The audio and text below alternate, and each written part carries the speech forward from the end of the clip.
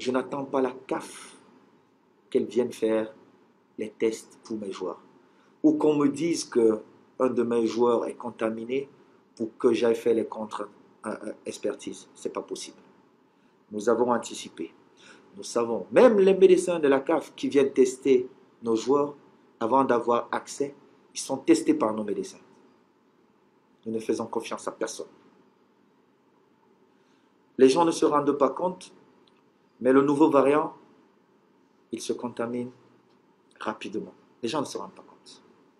Et très souvent, les détails qui nous entourent, peut-être ceux qui sont à notre service, ceux qui vous préparent à manger, qui font vos chambres, ces personnes rentrent chez elles.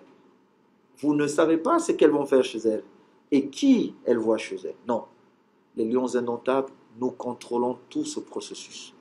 Un exemple simple, nous jouons à Douala samedi.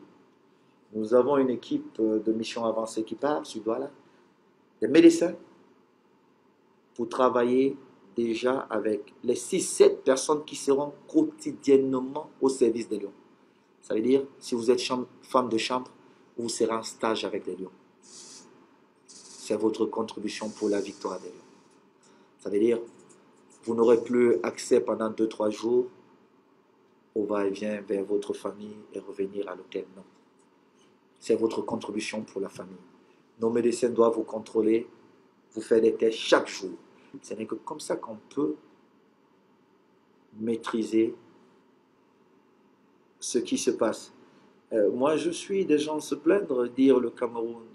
Mais comment vous pouvez accuser le Cameroun alors que l'agence qui fait des tests à tout le monde est uniquement le choix de la CAF? Et je ne pense même pas c'est vrai, parce que les recommandations des partenaires de l'autre côté avaient suggéré que pour que les joueurs professionnels viennent, il fallait qu'on prenne l'une des meilleures agences au monde.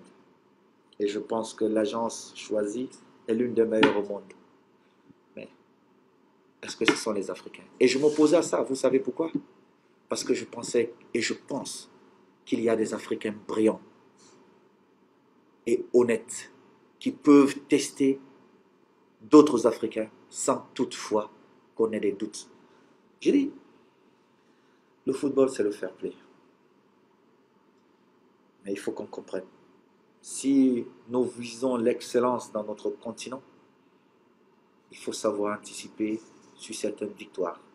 Il ne faudrait pas qu'on s'adapte ou on soit réactif à certaines situations qu'on connaît.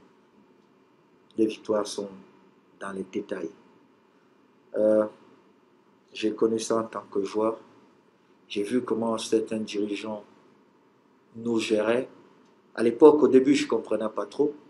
Après, j'ai compris qu'en fait, on nous permet d'être disponible pour nos encadreurs. Je sais que pour